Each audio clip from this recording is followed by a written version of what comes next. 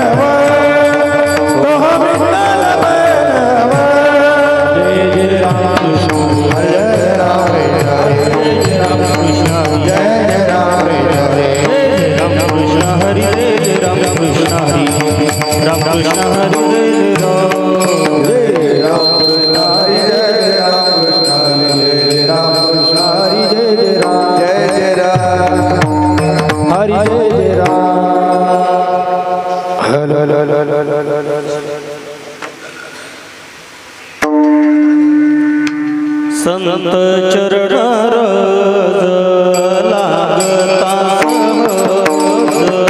संत चरणार लागता संत चरणार लागता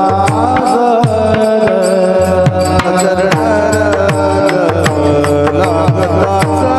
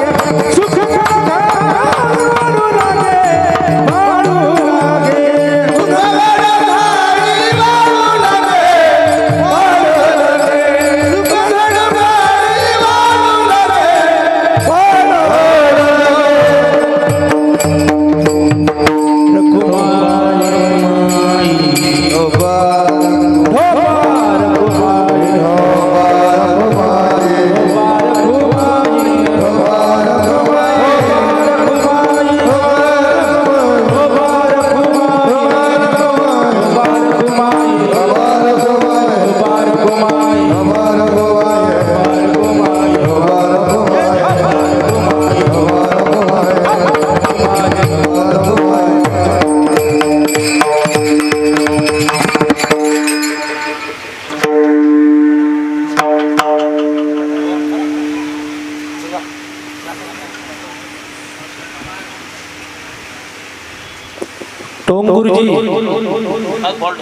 टोंगुरजी इकडे या जेवण मग करा उद्या इकडे या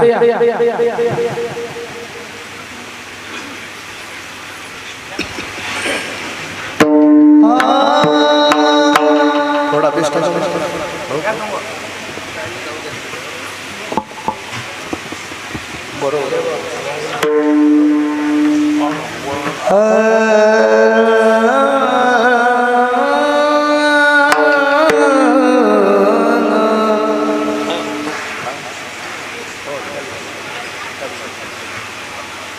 संत चरण रज लागता सहज संत चरण रज लागता सहज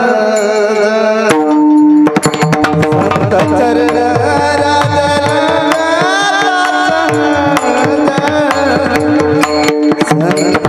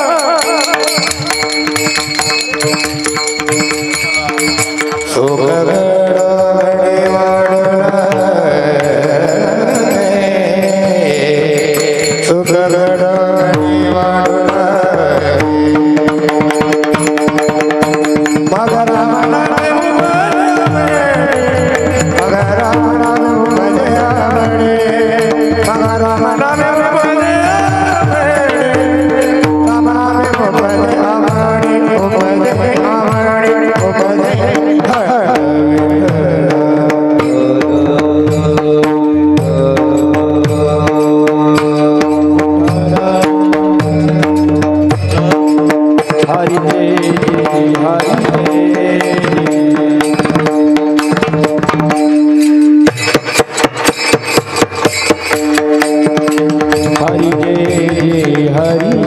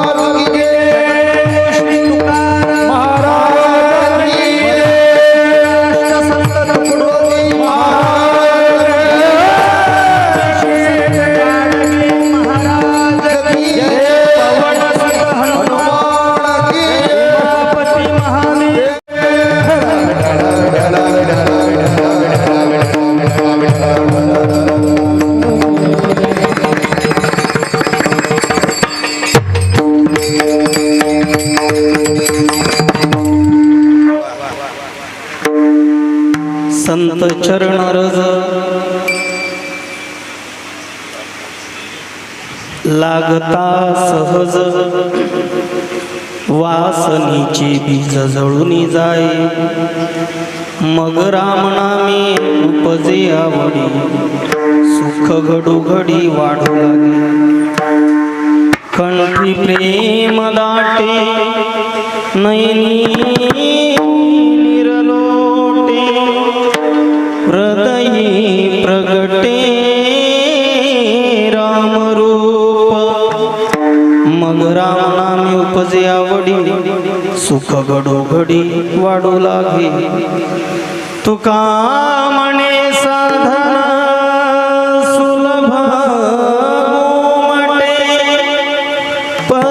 उपतिष्ठे पूर्वभूमी मग राम नामे उपजे आवडी सुख घडोघडी वाढू लागे विठाला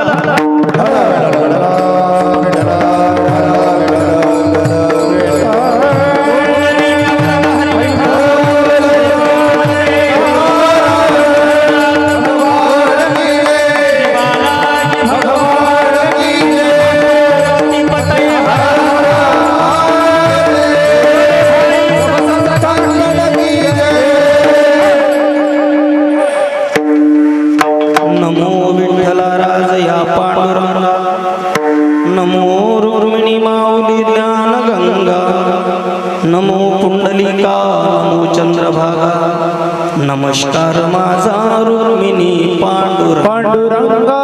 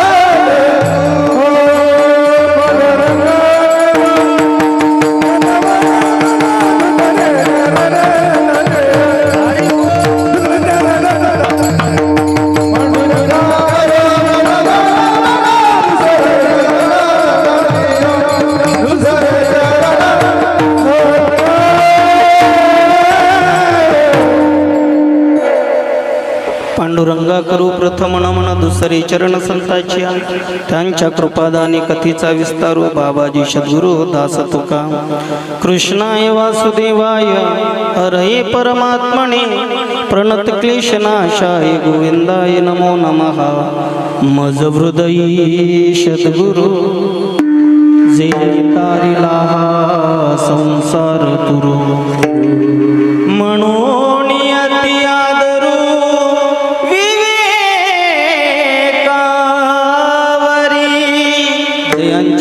स्मरण होय सकळ विद्यांचे अधिकरण तेची वंदो श्री चरण श्री गुरूंचे ते नमस्कार आता ओम नमो ज्ञानेश्वराय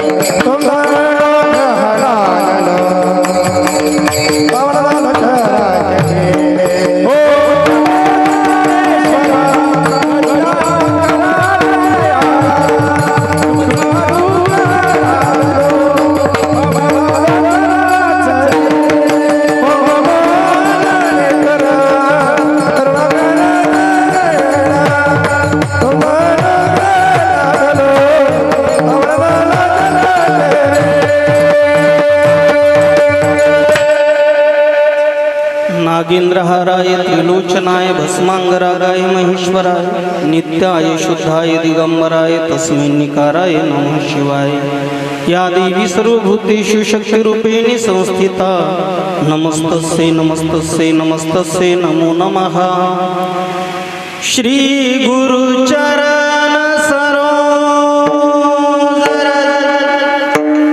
निज मन मुकर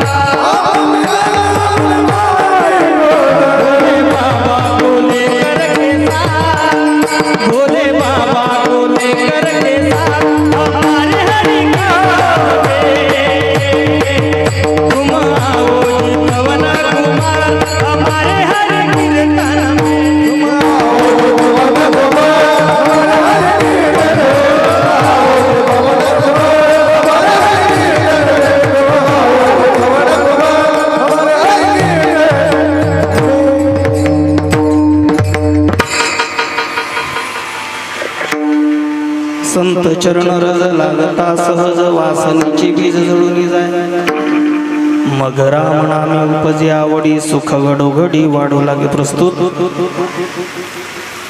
प्राप्त प्रसंगी प्राप्त स्थळी निमित्त या ठिकाणी आध्यात्मिक वारकरी बाल सुसंस्कार शिबिर आणि दरवर्षीप्रमाणे नित्याने चालणारा श्री बालाजी महाराजांचा हा त्रिदिवसीय उत्सव आणि या दोघांचं औचित्य साधून यावर्षी सुरू असणारी भगवान श्री पांडुरंग परमात्म्याच्या श्रीकृष्ण परमात्म्यांच्या लीलांचं वर्णन करणारी कथा श्रीमद भागवत महापुराण आणि या निमित्तानं 3 दिवसातील पहिलं कीर्तन आणि सप्ताहातील 5व्या दिवसाचं 6व्या दिवसाचं कीर्तन जरा वेळ बराच झाला कारण आता अगोदरच पंपावर डिझेल भेटत नाही, त्यात भेटलं तर टंक्या फुल केल्या लोकांनी, स्टॉक लई, आणि जास्त टँक फुल झाल्यानंतर मग मात्र समजू शकता तुम्ही. चला असो. आणि अशी ही आजची कीर्तनरूपी सेवा, सेवेकरिता उच्चारलेला अभंग भगवान श्री पांडुरंग परमात्म्याचे योगानुयोगीचे लाडके भक्त, पंचमवेद निर्माते, नवे श्री देऊ क्षेत्रामध्ये ज्यांनी यावं आणि आल्यानंतर त्या भूमीला सुद्धा पावन करावं, जन्माला आल्यानंतर तुमच्या आमच्यासारखा संसार करावा, पण संसार करत असताना कुणाचं तरी सानिध्य प्राप्त व्हावं. तुम्हा आम्हाला जागृतीतही भेटत नाही, त्यांना स्वप्नात, आणि स्वप्नात ज्या वेळेला मंत्र मिळतोय आणि त्या मंत्राचा उच्चार करून स्वतःच्या या वाणीला पवित्र केलं, स्वतःच्या शरीराला पवित्र केलं, आणि जे जे सानिध्यात आले, दगड जरी असेल तरी त्या दगडाला सुद्धा सामर्थ्यवान बनवलं. अशी या वारकरी संप्रदायाच्या कडस्थानी विराजमान असणारे श्री तुकोबाराय. आणि या तुकोबारायांचा गोड असा या जड जीवाचं ज्या वेळेला साधूच्या चरणाशी संपर्क येतो, संतांचं जीवनामध्ये आगमन होतं, आणि साधूचं जीवनात आगमन झाल्यानंतर माणसाच्या जीवनात होणारं परिवर्तन, बदल, या संवादाचं वर्णन महाराज आजच्या या अभंगात करतात. विठ्ठल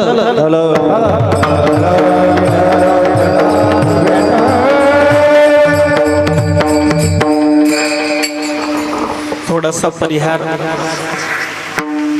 या नगराचं नावच बालाजी नगर, आणि आम्ही अनेकदा बोलून जातो की स्वतःचा उद्योग वाढावा म्हणून भरपूर लोक व्यवसाय करतात, पण उमरेडात जिथे जिथे लेआउट टाकले आमच्या हरिभक्तीपरायण उरकोडे बाबांनी, त्या त्या ठिकाणी एक एक मंदिर, प्रशस्त जागा, एवढंच नाही तर प्रत्येक ठिकाणी 3 दिवसाचा उत्सव. आणि जीवनात सद्गुरूचं आगमन झालं, गुरुवर्य शेखजी महाराजांचं, आणि ही प्रेरणा मिळाली, आणि सुरू झालेला हा उत्सव अखंडपणे सुरू असतो. मधामध्ये सद्गुरू श्री गुरुवर्य ज्यांनी स्वतःचं जीवन सद्गुरू जोग महाराजांच्या विचारावरती जगले, तसे आदरणीय हरिभक्तीपरायण गुरुवर्य शांताराम बाबा, आणि त्यांच्या सान्निध्यात हा कार्यक्रम सुरू होता. मधामध्ये आमच्या दामू महाराजांनी सुद्धा मधात हा कार्यक्रम केला, आणि ही परंपरा सुरू होती. पाहता पाहता मागच्या वर्षी कळलं की आपण याच निमित्तानं जर आमच्या छोट्या छोट्या लेकरांना जर बाळकडू पाजले तर कदाचित ते सुद्धा विद्यादान सर्वात श्रेष्ठ दान आहे, नाही ज्ञानेन सदृश्यम, म्हणून हे ज्ञान याच्यातून द्यावं म्हणून आध्यात्मिक वारकरी शिबिराची मागच्या वर्षी सांगड बांधली, आणि ते शिबिर यशस्वीरित्या या बालाजीवासियांच्या, या नगरवासियांच्या सहकार्यानं, आणि आमचे हरिभक्तीपरायण दामोदर महाराज फाय असतील, आमचे हरिभक्तीपरायण सुभाष महाराज चंदन बावणे असतील, यांच्या या मेहनतीतून आणि या बालाजी नगर भजन मंडळ आणि सहकार्याच्या सहकार्यातून या ठिकाणी गोड असं शिबिर संपन्न झालं. आणि नंतर कुठेतरी मधामध्ये विचार निघाला की आपण म्हटलं होतं भागवत कथा करायची, बरं का, भागवत कथा करायची, आणि मग ते भागवत कथेचं सुद्धा आलं. मधात अनेक नावं चालली, बरं का, महत्वाचं बोलतो, कारण काहींचा समज असा होता, अनेक फोन आले का महाराज तुमची कथा नाही म्हणून तुम्ही नाही येत का. ऐका, कथा करून घेणारे आम्ही कितीही विचार केला की कथा मी करावी, कथा सुभाष महाराजांनी करावी, किंवा कथा इंदोरीकर बाबांनी करावी, हे आपण कितीही विचारात आणलं, पण बालाजी भगवंताच्या मनात ज्याच्याकडून सेवा करून घ्यायची असेल त्यांचीच उपस्थिती लागत असते. आणि असे कथाव्यास हरिभक्तीपरायण आमच्या विदर्भाची आन बान शान, एक बुलंद तोप वारकरी संप्रदायातील, आणि हळूहळू वंदनीय महाराजांचा वारसा यांनी आता पकडलाय मोजरी पासून, आणि असे सर्वांचे लाडके, बरं का, लेकरांचे, बरोबर आहे बरोबर, लाडके गुरुजी आहे ना, किती सुतवलं तरी चालते पण लाडके. आणि विद्यार्थ्यांचे लाडके शिक्षक, सर्वांचे आवडते भागवतकार आणि सर्वांशी मन मिळून राहणारे. आज त्यांचा मोठेपणा की त्यांनी आम्हाला बंधू म्हणावं, प्रेम करणारं म्हणावं, नाही तर लांब लांबपर्यंत ठाकरेंनी कावळे सांगड जुळत नाही. विठ्ठल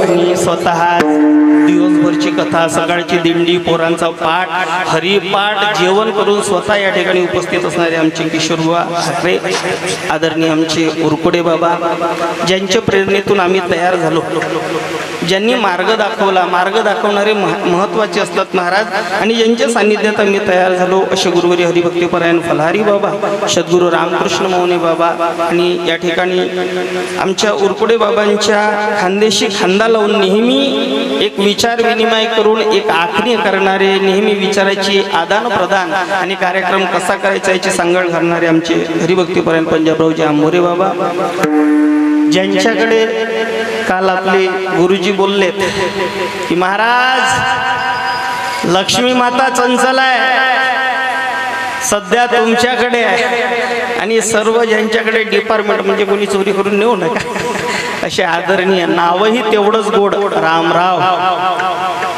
टोंगसर, ज्यांनी सर्वांना सांभाळून घ्यावं. किती क्विंटल बर्फ लागला का त्यांना ते माहीत.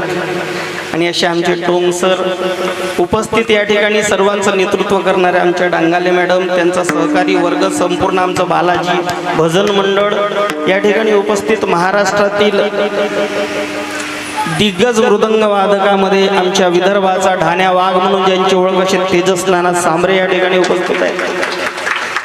आपल्या उमरेड भागातील आवाजाची बुलंद तोप, गान, कोकिडा आणि वारकरी संप्रदायाचा वसा चालवणारे, ज्यांनी या शिबिरासाठी किती मेहनत घेतली हे इथं असणाऱ्या बालाजी नगरवासियांनाच माहिती. रात्र ना कळे दिवस ना कळे, अहो दिवसभर काम करून सोडा, दिवसभर पत्रिका वाटायच्या, आपली कामं करायची, रात्री 1-2 वाजेपर्यंत स्वतः टोपलं, घमेल, रेतीन, काय सर्व कामं ज्यांनी करावीत. कशासाठी? ह्या आमच्या लेकरांना घडवावं म्हणून. या कोवळ्या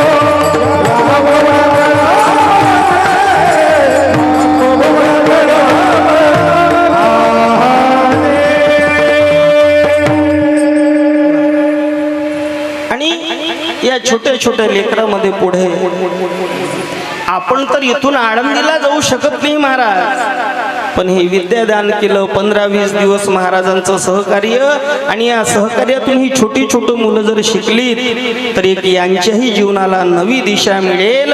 तुम्ही कितीही शिकवा हो, पण जोपर्यंत संस्कार नाहीत तोपर्यंत माणूस आदर्श घडू शकत नाही. आणि या योग्य वयामध्ये संस्कार देण्यासाठी अफाट मेहनत ज्यांनी या सहकार्यांसोबत घेतली अशी आमचे दामोदर महाराज भाई, आपल्या भागातील नवे परतवाडा भागातील आवाजाची बुलंद तोप, विदर्भ गान कोकिळा आमचे माऊली राणे महाराज, त्यांच्यासाठी सुद्धा एक जोरदार टाळी वाजली. आणि हरिभक्तीपरायण आमचे मोठे बंधू गुरुबंधू किशोरजी महाराज ठाकरे यांच्यासोबत सिंत वादक म्हणून आणि गायक म्हणून नेहमी सोबत असणारे गुरुजी म्हणतात की माझा वाघ असे आदरणीय आमचे हरिभक्तीपरायण दुर्योधन महाराज यांच्यासाठी सुद्धा एक जोरदार टाळी. आणि सर्व आमची टाळकरी मंडळी. आता एकाचं नाव घ्यावं तर 12:30-1 वाजल्याशिवाय राहत नाही. विनाकामानं जागृती करण्यापेक्षा चिंतन केलेलं बरं म्हणून सर्व आमची शिबिरातील सर्व ही टाळकरी मंडळी, सूरज गुरुजी, आदरणीय धोंगळे नाना, या शिबिराला गोड अशी मदत करणारे, या लेकरांना सांभाळण्यासाठी स्वतःचं आई वडिलाचं छत्र म्हणून देणारे आमचे टोंपे सर आणि मॅडम, त्यांच्यासाठी सुद्धा एक जोरदार टाळी. आता एकाचं नाव घ्यावं तर दुसऱ्याला वाटतं माझं नाव नाही घेतलं, आणि म्हणून मस्तक हे पायावारी, मस्तक हे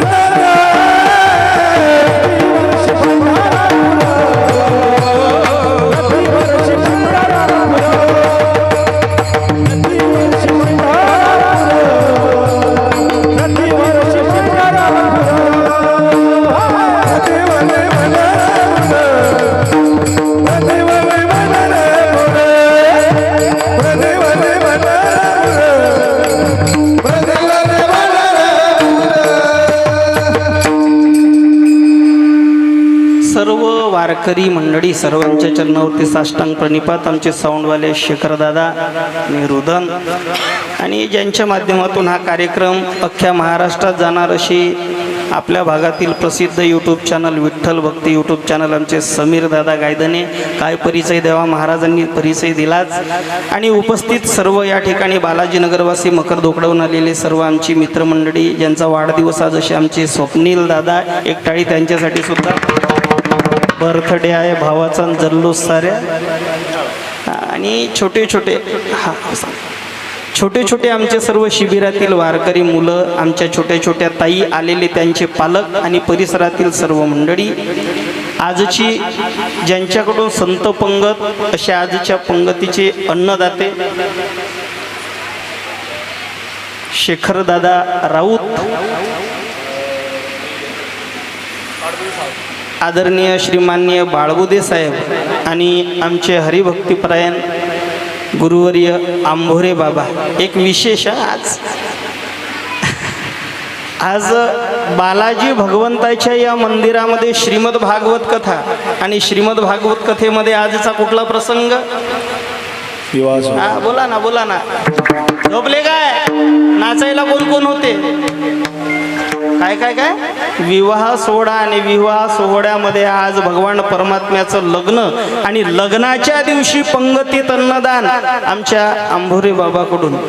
योगायोग असा बाबा मगाशी म्हटले की आज माझ्या लग्नाला 59 ना बाबा, 59 वर्ष पूर्ण झाली बाबांच्या लग्नाला. नाही तुम्ही म्हणा, मी माझ्या शब्द वापरला का नाही. बाबांच्या लग्नाला 59 वर्ष पूर्ण झाली.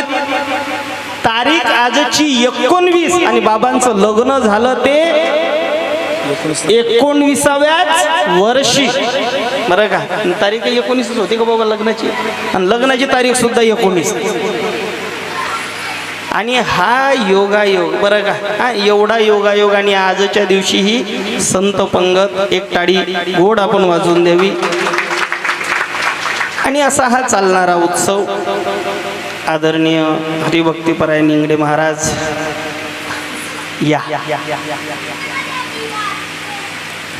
या आमच्या बेसूरवरून विकास भाऊचं सुद्धा आगमन झालं, त्यांचे स्वागत आहे. चला विठ्ठल.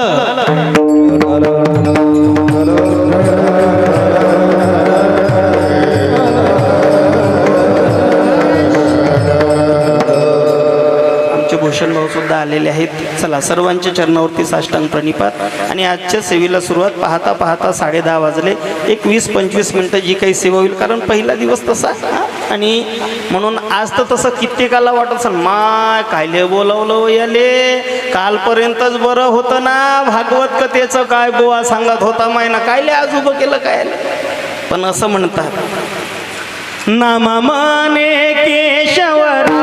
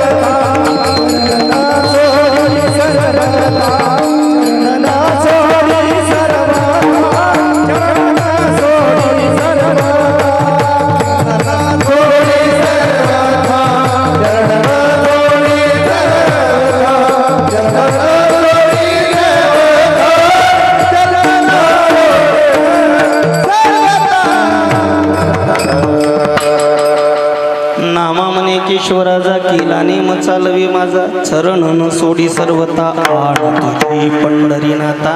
नेम आहे हो, केलंच पाहिजे बरं का. आणि म्हणून मला वाटलं होतं आज की कदाचित कथा 8ला संपली ना, आरती सुद्धा झाली ना, लोकांना वाटलं आता डायरेक्ट पंगत न कीर्तन. पण अगदी कमी वेळेमध्ये चालीत आणि योग्य रीतीनं नियमाला मोडणार, पैसा जोडणार, लंबट विषयी नसावा.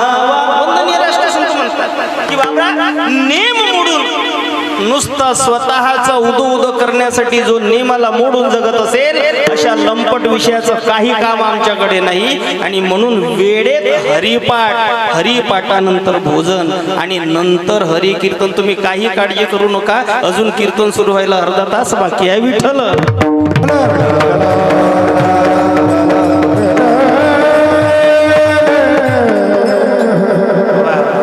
आणि अशी ही आजची कीर्तन सेवा.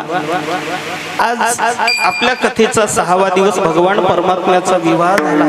आणि विवाह म्हणजे काय हो, जीव शिव ऐक्य. रुक्मिणी माता यांनी मनोमन ठरवावं.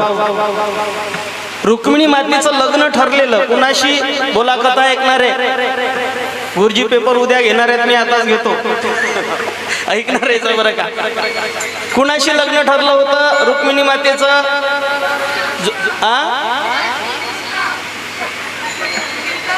तुम्ही काय काप्या करून पास होणारी वगैरे? ठरलं कुणाशी होतं तुम्ही बोला.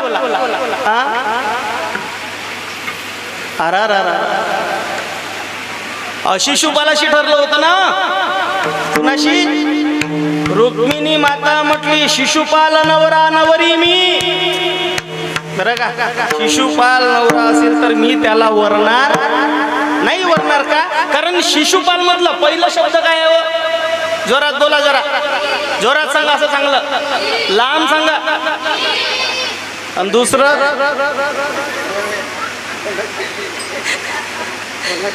जिथे सुरुवात एवढी घाण, त्याच्याशीच लग्न करणार. ज्याला मी माझ्या स्वतःच्या हृदयात स्थान दिलं, म्हणून मनापासून आपलंसं केलं. कि काले कमली वाला मेरा यार है, यार है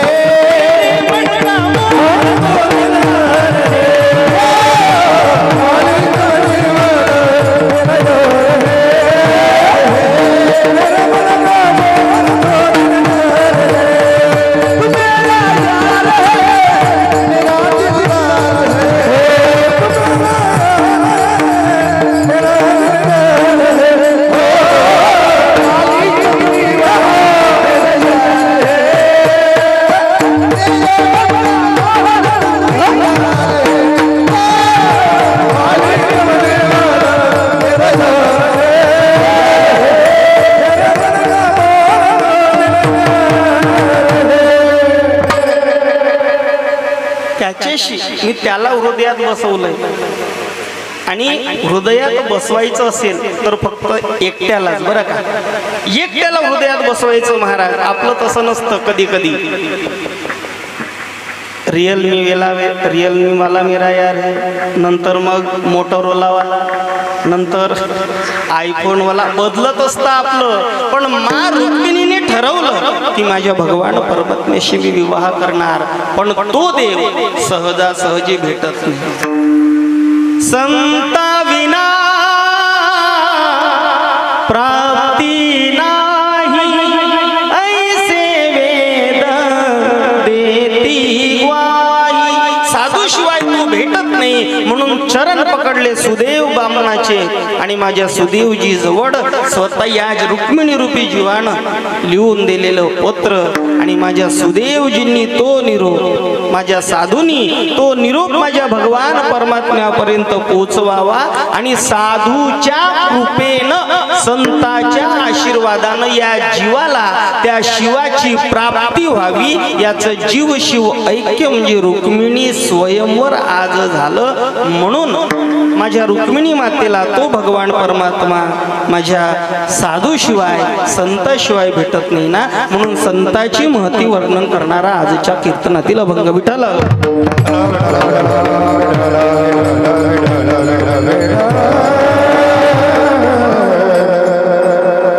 त्या ठिकाणी ऐकणारी मंडळी सर्व सुज्ञ आहेत, सर्व बसलेली मंडळी आदर्श आहेत. आणि कीर्तनात तोच येत असतो महाराज अनंत जन्मीचे ज्याचे पुण्य असतात. नाहीतर कीर्तनाच्या मंडपापर्यंत अनेक लोक येतात, बरं का, अनेक लोक मंडपापर्यंत येतात. गेटच्या आतमध्ये आता पाऊल घालणार तेवढ्यात खिशातला मोबाईल वाजतो. हॅलो, कोण? रुक्मिणी बोलते तुमची. काय झालं? काही नाही, घरची खुंटाची म्हैस सुटली. भंडारा जिल्ह्यातली म्हस, इकडची म्हैस सुटली, लवकर या. मग इथून हा बाबा परत जाणार ना, गावभर म्हशीला शोधणार. तोपर्यंत कीर्तन बंद. अरे मंडपात आला पण नशिबात नव्हतं ना महाराज, निघून गेला. इथंही येण्यासाठी, बरं का, इथे येण्यासाठी भाग्य पाहिजे, नशीब पाहिजे ना महाराज. जन्म जन्मी आम्ही बहु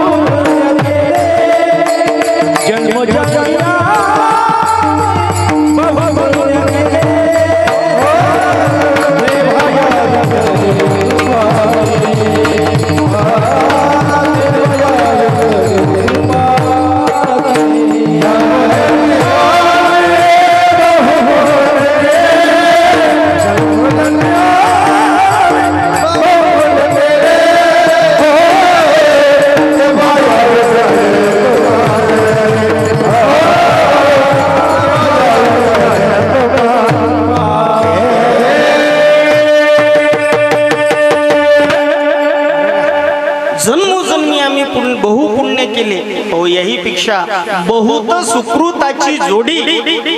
म्हणून आणि हे सुकृत जर नसेल तर मग पावलं तिकडे वळतात, नाही का. तुमची ओळख धरी कळलं तुम्हाला. आणि म्हणून महाराज भाग्य पाहिजे, नशीब पाहिजे.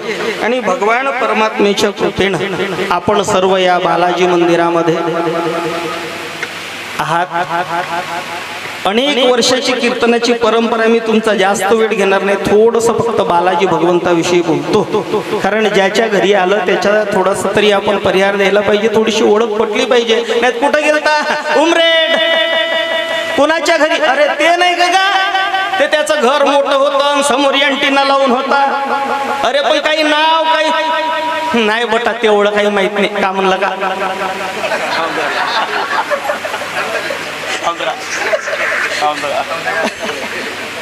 काहीतरी त्याच्यात अपडेट करावं लागेल ना. तुम्ही अजून मला आमचं दुष्ट म्हणलं विठ्ठल.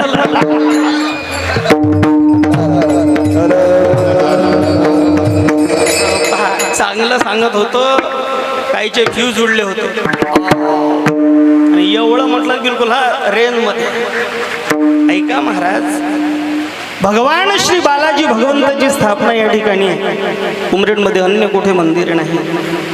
दररोज आमचे पोरं हरिपाठ झाला, सर्व जयघोष झाला की एकच जयघोष असतो आणि त्या पोरांना आनंद असतो. जोरात म्हणा नाही का?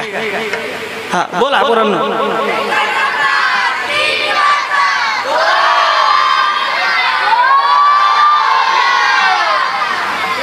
आता तुम्ही टाळी वाजवा यांच्यासाठी. ज्यांचे ज्यांचे लेकरं इथे आहेत, घरी असताना वडिलाचं तरी नाव एवढ्या जोरात घेत होते नाही ना महाराज. संगती पंगती देवा सवे घडे, इथे संगतही आहे पंगतही आहे. घरी जेवण करायला बसताना पहिलं मोबाईल दाखवावा लागत होता, पण इथं फक्त छडी दिसली की बस वदनी कवळ घेता.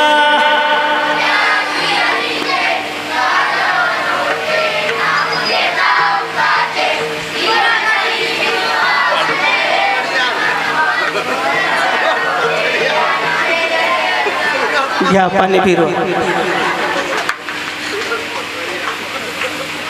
याच्यापेक्षा मोठे संस्कार कुठले हवे तुम्हाला? तुम्ही म्हणसाल आम्ही काय केलं आमच्या लेकरांना पाठवून. तुम्ही पाठवलेले कोरे करकरीत लेकर आज संस्कार घेऊन परवा इथून बाहेर पडणार आहेत. ही महाराज आमच्या या सर्व महाराज मंडळीची मेहनत आहे बरं का. एक टाळी आपण वाजवली पाहिजे. पण या पोरांना जर कधी गेल्यानंतर विचारलं का रे तू त्या दिवसापासून गोविंदा गोविंदा गोविंदा, पण हे गोविंदा काय? मग ते म्हणून हे तर सांगितलंच नाही. म्हणून हेही आपल्याला कळलं पाहिजे. म्हणून 5 मिनिटामध्ये सांगून देतो, तुम्ही काही काळजी करू नका. आमचं ठरलेलं आहे त्या दिवसपासून. पहिल्याच दिवशी पैसे तिकडे पाकिट, काही काळजी करू नका. आणि म्हणून वेळेत सर्व सांगून जातो. भगवान श्री बालाजी भगवंताची कथा आपण सर्वांनी ऐकली आहे. एकदा भृगु ऋषी आणि काही संत मंडळी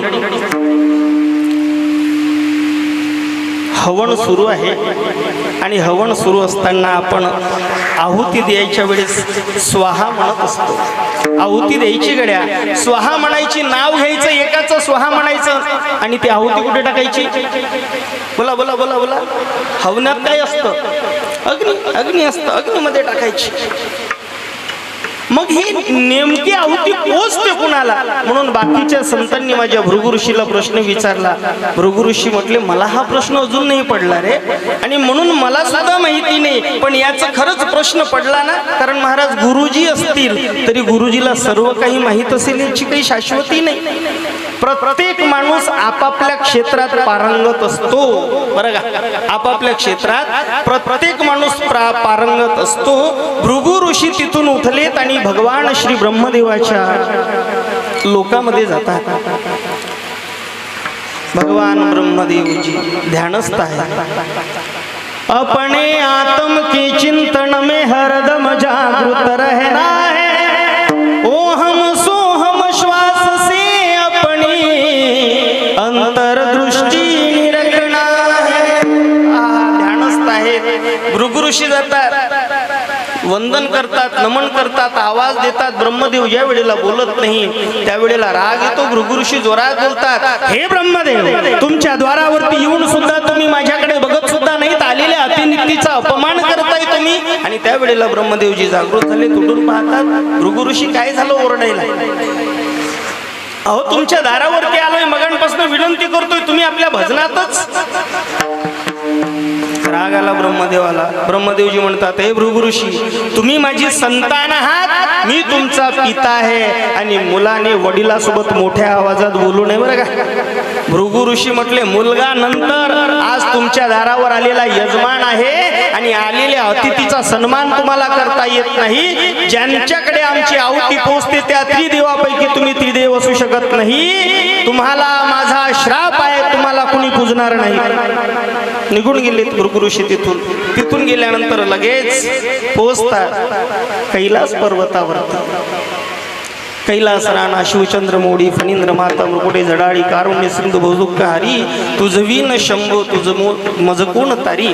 त्या ठिकाणी गेले तर भगवान शिवजी आणि पार्वती मैया दोघेही त्या ठिकाणी ध्यानस्थ आहेत. शिवजीला सुद्धा आवाज देतात. शिवजी सुद्धा ध्यानात असल्यामुळे बोलत नाहीत. आणि ज्या वेळेला भृगु ऋषींनी जोरात आवाज दिला त्यावेळेला शिवजी सुद्धा बोलतात. शिवजी म्हणतात, भृगु ऋषी तुमचं हे योग्य नाही. तुम्ही विनाकामानं आमच्याच घरी येताय आणि आमच्यावरच रागवताय ना.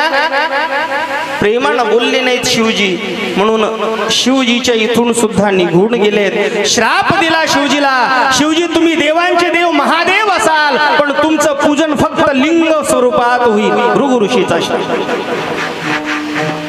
हे जरा डोक्यावरून चढतंय पण सांगितलं पाहिजे, कारण सर्वांना आंब्याचा रसच दिला तर निंबाचा काळा पाजन कोण.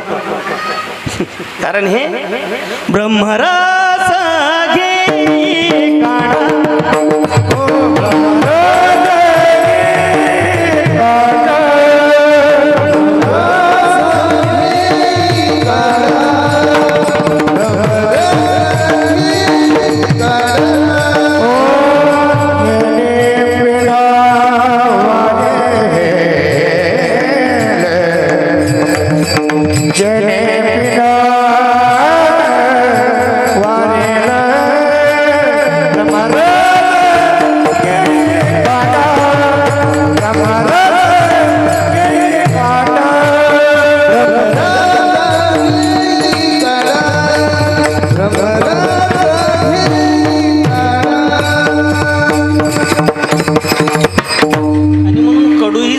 पाहिजे. महाराज गोडच जर जास्त पिलं तर कदाचित शुगर होण्याची भीती असते.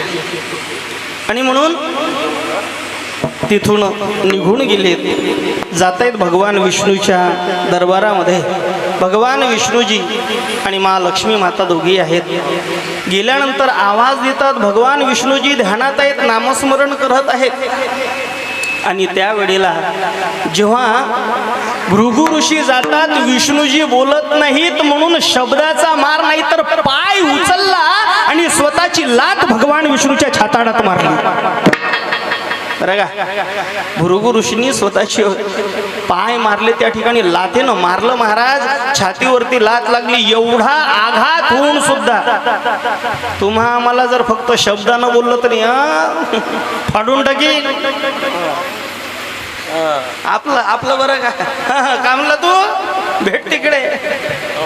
बाजूला पत्नी आहे, सर्वांच्या समोर अपमान व्हावा महाराज, पण बायकोच्या समोर बाजूला तुम्ही कोण हसता? लक्ष्मी माता बाजूला बसू नये आणि भृगु ऋषींनी मारलेला आहे. भगवान विष्णूजी हात जोडतात. क्षमा असावी महाराज, आपण माझ्या घरी आल्यानंतर मी तुमचा सन्मान करू शकलो नाही हो, पण काय माझं भाग्य, मी उठून तुमच्या पायावर डोकं ठेवायला पाहिजे होतं ना महाराज. पण काय तुमची दया माझ्यावरती, तुमची पायाचा स्पर्शच मला केला, मी धन्य झालो. काय प्रेमानं बोललो. एवढा तापलेला बुवा प्रेमानं बोलल्यानंतर शांत झाला. प्रेम सुख देई, प्रेम सुख घेई, प्रेमा विन नाही समाधान. मग लक्ष्मी मातेला राग आला. काय हो, मी कुठं राहते तुमचे म्हणे हृदयात, आणि तिथंच लात मारली या बुवानं, मला फेकलं ना बाजूला. तू म्हणे शांतपण करू नको, थांब जरा, शांत थांब. गुरुजी सोबत बोलले आणि ज्या वेळेला एवढे प्रेमाचे शब्द ऐकले त्यावेळेला मात्र भृगु ऋषीच्या डोळ्यात पाणी येतं. भृगु ऋषी म्हणतात, देवा मला क्षमा करा, मी ज्यांना बघण्यासाठी आलो त्रिदेवापैकी नेमके त्रिदेव कोण, तर आता मला कळलं की तुम्ही त्रिदेव आहात, दयेचे सागर आहात, खऱ्या अर्थानं नारायण आहात. देवा तुमच्या चरणावरती वंदन असो, पण एका साधूला स्वतःच्या बायकोपेक्षा जास्त दर्जा दिला म्हणून लक्ष्मी मातेनं रुसावं, फुगावं, सांगितली जर तुमच्या हृदयामध्ये साधूपेक्षा मला जर स्थान नसेल, साधू जर महत्वाचा असेल, तर एक काम करा, मी तुमच्यापासून दूर निघून जाते. आणि तिथून माता निघाल्यानंतर ब्रह्मदेव आणि भगवान महादेवाला पकडलं, कारण पार्टी फुटल्यानंतर विरोधकांनाच जाऊन भेटत असतात बरं का. जाऊन पकडलं, त्यांना सांगितलं काय करायचं. भगवान महादेवजी म्हणतात, ब्रह्मदेवजी म्हणतात, एक काम करा, ज्या वेळेला भगवान परमात्म्यांनी वराह अवतार घेतला त्यावेळेला तिरुमलीच्या वनामध्ये त्यावेळेला त्या ठिकाणी राहिलेले होते, तुम्ही तिथे जा आणि तिथे जाऊन तप करा. म्हणे मी एकटीच कशी जाणार हो, तुम्हीही माझ्यासोबत चला. आणि म्हणून माझ्या ब्रह्मदेवांनी गायीचं आणि भगवान भोलेनाथजींनी वासराचं रूप घेतलं. आणि गाय, वासरू आणि माता लक्ष्मी माता त्या गाई चारणाऱ्याचं रूप घेऊन येते. तिरुमलीच्या जंगलामध्ये लक्ष्मी माता राहते आणि हे गाय वासरू दोघेही राहायला लागले. त्या ठिकाणी राहत असताना त्या नगराचा राजा आहे, चौर नावाचा राजा. त्या राजाने पाहावं, या गाय वासराला घरी ठेवं, एका गुराख्याला ती गाय चारायला द्यावी. गाय चारायला दिल्यानंतर गाय चारण्यासाठी तो दररोज गुराखी नेतो, पण ती गाय दूध देत नव्हती. का? भगवान श्री विष्णू सुद्धा लक्ष्मी मातेच्या शोधात या मृत्यू लोकामध्ये येतात. पाहता पाहता एक मुंग्याचं वारुळ आहे आणि त्या मुंग्याच्या वारुळामध्ये राहतात, म्हणून श्रीनिवास. काय काय काय तुम्ही म्हणता ना, श्रीनिवासा म्हणता ना, मुंग्याच्या वारुळात भगवान परमात्मा राहतात आतमध्ये. या गोमातेनं जावं आणि दररोज दूध त्या मुंग्याच्या वारुळावरती सोडावं आणि माझ्या भगवान श्रीनिवासांनी ते दररोज दूध प्यावं. दूध गाय कमी देते म्हणून काय झालं, राजा ओरडायला लागला. त्या गुराख्यानं एक दिवस बघितलं, फास्टमध्ये सांगतो, वेळ नाही आपल्याकडे. त्या गुराख्यानं बघितलं की हे गाय दररोज या मुंग्याच्या रावळावरती दूध सोडत असते, म्हणून त्या गुराख्यानं गायीला कापलं. आणि गोमातेची कत्तल ज्या वेळेला झाली ना महाराज, माझ्या भगवान परमात्म्याच्या डोळ्यात पाणी आलं बरं का. आताच मागच्या महिन्यामध्ये 27 तारखेला अख्ख्या देशामध्ये गोसन्मान आंदोलन झालं. 2 वर्ष अगोदर आपल्या नागपूरच्या जवळ कत्तलखान्याच्या विरोधात पावनगावच्या जवळ सुद्धा आपण त्या ठिकाणी मोठं सुरगावला आंदोलन केलं. लई सांगता येईल, पण मला फक्त एवढी कथा सांगायची आहे, बाकीचं काही सर्वच सांगितले या संताविषयी, नामाविषयी कथेमध्ये. ज्या वेळेला गाय कापली ना महाराज, भगवान परमात्म्याच्या डोळ्यात पाणी आलं. भगवान परमात्मा निघाले आणि ज्यानं गाय कापली त्याचं मुंडकं उडवलं. तेवढ्यात त्या देशाचे नगराचे राजे आले आणि त्या राजांनी पाहिलं, म्हणले का तू माझ्या माणसाला मारलंस. भगवान परमात्मा म्हणतात, तू जर याचा मालक असशील तर जेवढा आरोपी दोषी तेवढाच तू सुद्धा दोषी, म्हणून तुला श्राप आहे माझा. तू जगशील या पृथ्वी तलावरती, पण तुला राक्षसासारखं जीवन जगावं लागेल. शरण आला तो, म्हणे देवा नाही हो, मला राक्षसासारखं जगायचं नाही, काहीतरी उशाप द्या. सांगितलं त्याला, तुला पुढचा जन्म मिळेल, आकाश नावानं तू जन्माला येशील. तुझ्या इथं मैनावती नावाची, पद्मावती नावाची मुलगी जन्माला येईल आणि तिच्याशी माझं लग्न होईल, तेव्हा तुझी मुक्तता विठ्ठल.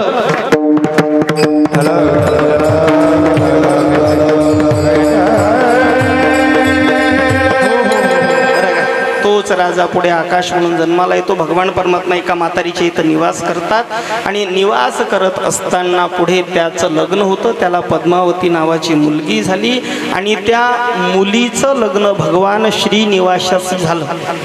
आणि ज्या वेळेला श्रीनिवासजी म्हणजे भगवान श्री विष्णूजी बसलेले आहेत, पद्मावती बसलेली आहे, तो राजा बसलेला आहे, त्यावेळेला यांची गेलेली पत्नी जी लक्ष्मी माता होती, ती लक्ष्मी माता शोधत शोधत भगवान परमात्म्याला आली आणि ओरडली, का हो, मी असताना सुद्धा तुम्ही दुसरं लग्न करताय. आणि जसं बोलली ना माता, त्यावेळेला भगवान विष्णूंनी स्मित हास्य केलं आणि 3ही दगडाच्या मूर्त्या झाल्या. ज्या स्वरूपामध्ये भगवान परमात्मा चतुर्भुत स्वरूपामध्ये मूर्ती झाले, ते स्वरूप म्हणजे श्री बालाजीचं स्वरूप. बरं का, ते स्वरूप म्हणजे श्री बालाजीचं स्वरूप. आणि तेव्हापासून भगवान परमात्मा त्या ठिकाणी बालाजी रूपाने प्रगट आहेत. त्या दिवशीच आमच्या महाराजांनी म्हटलं, हिऱ्या मोत्यानं मडवीला तिरुपतीचा बालाजी, पाना फुलात माझा विठोबा. श्री बालाजी भगवान त्या ठिकाणी राहायला लागले आणि तेव्हापासून भगवान बालाजीचं हे स्वरूप आपल्याला पाहायला भेटतं. काही काही हनुमंतांचं स्वरूप सुद्धा म्हणतात सालासर नावाचं. अशा अनेक कथा आहेत. म्हणून श्रीनिवासा व्यंकटरमणा गोविंदा, कारण तो कोणता आहे? श्रीकृष्ण गोविंद. हरी मुरारी ही नाथ नारा इन वासुदेवा विठ्ठल.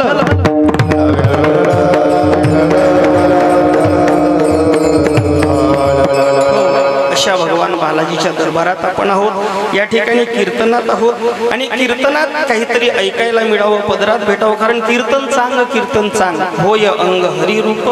आणि आज आपण अभंग घेतलाय साधूचं, संताचं वर्णन करणारा. एकदा एक महात्मा गुरुजीच्या भेटीला निघाला. गुरुजीच्या भेटीला निघाल्यानंतर मार्गामध्ये एक घर होतं. घराच्या बाहेर पिंजरा लटकवलेला होता. त्याच्यामध्ये पिंजऱ्यामध्ये पोपट. त्या पोपटानं त्याच्याकडे पाहिलं. त्या माळकऱ्याकडे ना आवाज दिला, ओ माळकरी बुवा, कुठं चाललात? म्हणे मी माझ्या गुरुजीच्या भेटीला चाललो.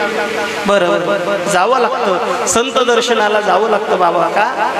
बडा बिकट यमघाट, गुरु विना कोण बतावे बाट. म्हणून गुरुजीला, मग एक काम करा, तुम्ही जर तुमचे काही प्रश्न विचारायला चाललात ना, माझ्यासाठी सुद्धा एक प्रश्न विचारा गुरुजींना. काय रे, काय विचारायचं? गुरुजींना विचारा, गुरुजी या पिंजऱ्यातून सुटका करण्याचा मंत्र कोणता? या पिंजऱ्यातून निघण्यासाठी मी काय करावं? आणि मग तो गुरुजी गेले. गुरुजीकडे गेल्यानंतर मग श्री संताची या माता चरणावरी साष्टांग हे करी दंडवत गुरुजीच्या पायावरती डोकं ठेवलं आणि डोकं ठेवल्यानंतर बाजूला बसले. कारण गुरुजी या ठिकाणी आसनस्थ होता. मर्यादेतला शिष्य असेल तर गुरुजीच्या आसनावर सहजासहजी विराजमान होत नाही. मर्यादा सांभाळली पाहिजे आपली, बरं का? कारण गुरुजींनीही त्या पद्धतीनं राहावं, नाही तर मग हटाऊ गुरु बटाऊ चेला दोनों का हो गया थालम ठेला. इकडे हा तू माझा विद्यार्थी, मी तुझ्या मास्तर बाहेर नेला घेऊन ये खर्रा. नाही महाराज, पात्रता सांभाळली पाहिजे पात्रता. गेल्यानंतर त्या महात्म्याने गुरुजीला स्वतःसाठी प्रश्न नाही विचारला. म्हणे गुरुजी, येता येता एका पोपटाने विचारलं म्हणे मला, काय पिंजऱ्यातून सुटका होण्यासाठी मला काय करावं लागेल? जसा प्रश्न ऐकला गुरुजीने बिलकुल अटॅक आल्यासारखं म्हणले, का बेकारच प्रश्न विचारला. म्हणे महाराजला झटकाला, महाराजच मेला. पाणी शिंपडलं गुरुजी जसेचे तसे. म्हणे आज काही विचारू नाही गड्या. लगेच गेले. दुसऱ्या दिवसाचा पाठ घेतला, सर्व झाला. सायंकाळचा हरिपाठ झाला, पुन्हा गेले मग गुरुजीकडे. गुरुजी, पोपटानं विचारलं म्हणे या पिंजऱ्यातून सुटका होण्यासाठी काय करावं लागलं? जसं विचारलं तसेच पाय लांब केले, जीभ काढू नव्हते. यानं ठरवलं आता म्हणे गुरुजीला काही विचारायचं नाही. ते गुरुजी परत आले. माळकरी रडत रडत परत आला. पोपट म्हटला, गुरुजी मोठ्या अपेक्षेनं तुमच्याकडे पाहिले हो, आणलं माझ्यासाठी शंकेचं समाधान. म्हणले का काही प्रश्न विचारतो का रे? तुझ्या प्रश्नामध्ये गडबड आहे म्हणले का? एवढी गडबड आहे, झोप यायला लागली म्हणे सर्वांना. एवढ्या गडबडीचे प्रश्न विचारतात काय? म्हणे नाही ना, तुझा प्रश्न विचारला लेका. आणि जसा प्रश्न विचारला तसंच गुरुजींनी म्हणे हात पाय असा हलवलं, पाय मोकळे केले, डोळे असे ओटाळले, जीभ अशी केली ना. तुझा प्रश्न डबल विचारणार नाही. पोपट म्हटला, डबल विचारू नका, गुरुजींनी उत्तर दिलं मला. माळकरी म्हटलं, गुरुजींनी उत्तर दिलं कसं काय? म्हणे शांत बसा, थांबा इथं. त्या माळकऱ्याला बाजूला बसवलं. तेवढ्यामध्ये आमचे सूरज भाऊ आले काडी घेऊन. पिंजऱ्यावाले होते, पोपट त्यांचाच होता. काडी घेऊन आले. जसे सूरजराव काडी घेऊन आले ना पिंजऱ्याच्या जवळ, पोपटानं हातपाय हलवले. सूरजरावले वाटलं आता याले ठेवून काय अर्थ नाही. सूरजरावनं पिंजऱ्याचा दरवाजा उघडा केला का आता पोपट मेला. आणि जसा पिंजरा उघडला तसाच पोपट. आणि माळकरी मग म्हणला, म्हणे गुरुजींनी सहज उत्तर दिलं तरी आपल्याला कळलं नाही, मिठूले कळलं. म्हणजे साधूचा इशारा दुरून मिळाला तरी या बंदीतून, या बरं का बंदिस्त जीवनातून, मायेतून पोपटाची मुख्य अशी सुटका झाली ना महाराज. मग संताची संगत केल्यानंतर काय होते त्याचं लक्षण अभंगाच्या पहिल्या. संत चरण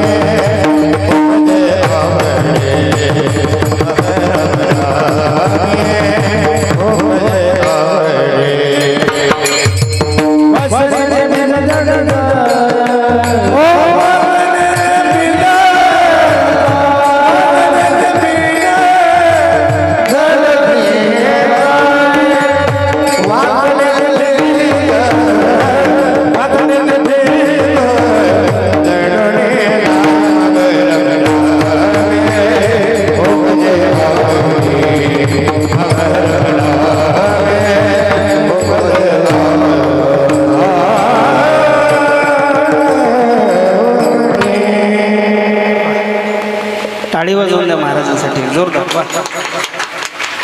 गोड म्हटलं महाराजांनी. बाकीच्या पोरांना अभंग नाही आला तरी चाल नक्की आठवल्याशिवाय राहणार.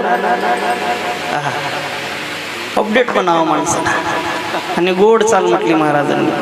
संत चरण रज लागता सहज. अरे पोपटाला गुरुजींनी दुरून इशारा दिला, त्या पोपटाची मुक्तता झाली. साधूचं जीवनात महाराज आगमन झालं ना, या जीवनाचं सोनं होत असतं. पण बहु अवघड आहे संत भेट. साधूची भेट होणं महाराज खूप दुर्लभ है. मिलना कठिन है संत का, बड़ भाग से पाते कहीं मिल गई संजोग से तो सत्संगति मिलती नहीं. सत्संग जिनको मिल गया वह जन्म का साफल्य है. अधिकार उनका क्या कहूँ वो शहंशाह के तुल्य है. बरं का, एवढं जीवनामध्ये संताचं महत्व आहे, साधूचं महत्व आहे. विचारा या पोरांना ज्या दिवशी पहिल्या दिवशी आलेत, यावर्षी नवीन ऍडमिशन असणारे हात वर करा रे पोरांना. 4 दिवस तर गाई पाण्यावरून हमरत असतील आल्यानंतर, बरोबर आहे ना.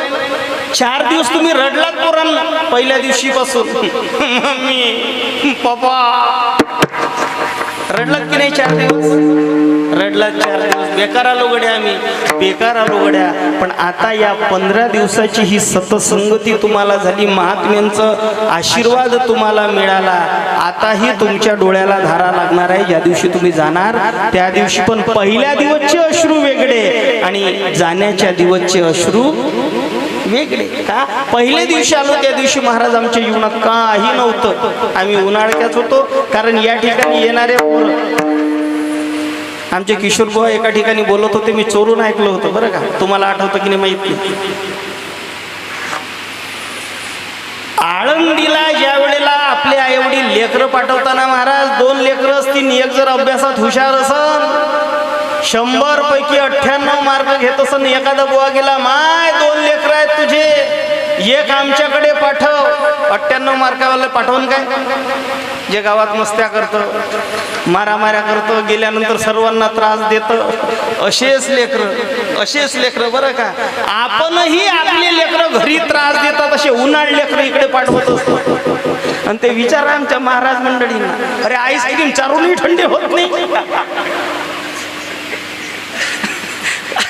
आणि काय बजेट बसवतात दररोज. एक बघत राहत. आज तुमच्याकडून आज तुमच्याकडून आणि मग कुणाचा तरी वाढदिवस शोधायचा.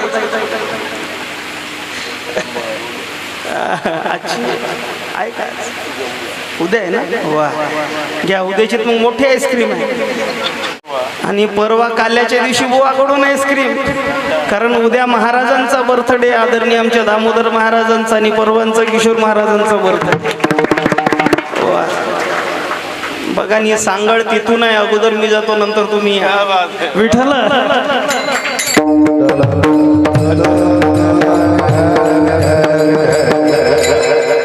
बावीसचा तुझा नाही समीर झाला का आईस्क्रीम? आनंद आहे आनंद आहे. चला असो, एवढी लेकरं आम्ही या ठिकाणी पाठवलीत, पण यांच्या संगतीत आलीत आणि 15 दिवसानंतर पोरं घडून जाणार. का हो महाराज, साधूच्या संगतीचं महात्म्य काय आहे? काय आहे संत संगतीचं महात्म्य?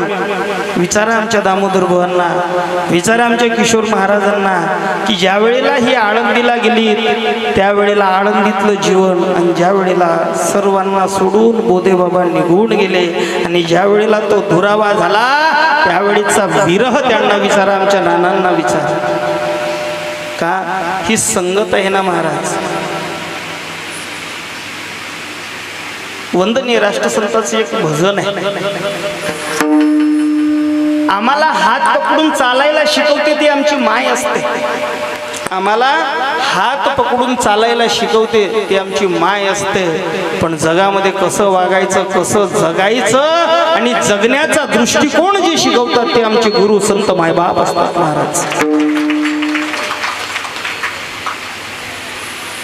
या संतांची संगती ज्या वेळेला लाभते ना त्यावेळेला वंदनीय राष्ट्रसंतांचं चरित्र पहा. अनेकांचं चरित्र सांगण्यापेक्षा प्रसिद्ध चरित्र सांगतो 2 मिनिटांमध्ये आणि आजच्या कीर्तनाला थांबवतो, कारण की जवळपास 11 वाजलेत आणि जास्तही सांगून काही अर्थ नाही. कम खाना लज्जत का, ज्यादा खाना. कमी खाल्लं तरी रात्रभर झोप लागत, या काठाहून त्या काठावर, त्या काठाहून त्या काठावर, आणि जास्त जरी खाल्लं तरी रात्रभर झोप लागत, रात्रभर झोप लागत. कधी मिस कॉल, कधी रिंगटोन, कधी धुवा, कधी आभाळ गरजत, रात्रभर त्रास. म्हणून प्रमाणामध्ये सर्व काही असावे. एका पोराला सांगितलं, ते पोरग विचारत होतं, महाराज म्हणे 15 दिवस शिबिरात मी दररोज चांगलं चांगलं शिकून आलो म्हणे, आता ते शिकलेलं मला पचावं म्हणून मी काय केलं पाहिजे? म्हणलं अंदरून चांगलं स्वच्छ हो, फ्रेश हो, आतमधून म्हणलं क्लीन होतो. ते घरी गेलं, मम्मी काय कपडे स्वच्छ करण्यासाठी काय वापरते? ते म्हणे टाईट. ते मशीनवाली असेल ना, काय रे त्या मशीनचं नाव कपडे धुवायच्या? हा, वास्करी machine, washing machine, washing machine. म्हणे टाईड आणि एरियल वापरते. त्या पोरानं गळवाभर पाणी घेतलं, इंगडे गळवाभर पाणी घेतलं आणि त्याच्यात टाईड निरमा टाकला. नाही म्हणे सेंट येण्यासाठी काय वापरते? ते लिक्विड असते ना कपड्याचा वास यावा म्हणून, महिला मंडळ. हा, तुम्ही का कपडे धुता का रे? तुम्हालाच माहिती आहे सर. कम्फर्ट, कम्फर्ट, आणि ते टाकलं त्याच्यामध्ये. आणि ते एक पोरगी होती पहिले कपडे धुण्यासाठी एकच अशी, असं ते फोटो, काय त्याचं नाव? नाही रे, घडी नाही रे, घडी असतील त्याच्या, अशीच पोरगी असायची. ते तुम्हाला लई नाव माहिती आहे रे, सरगम काय ना काय काय, निर्मा, निर्मा सर्व होता, सबकी पसंत निर्मा.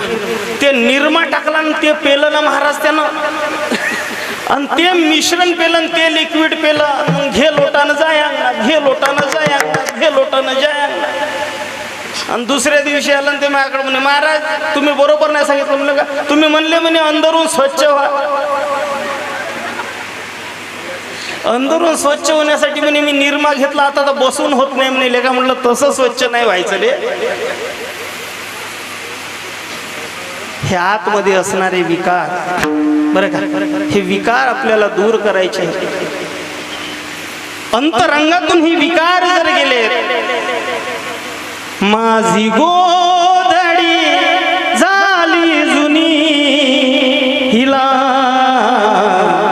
धुन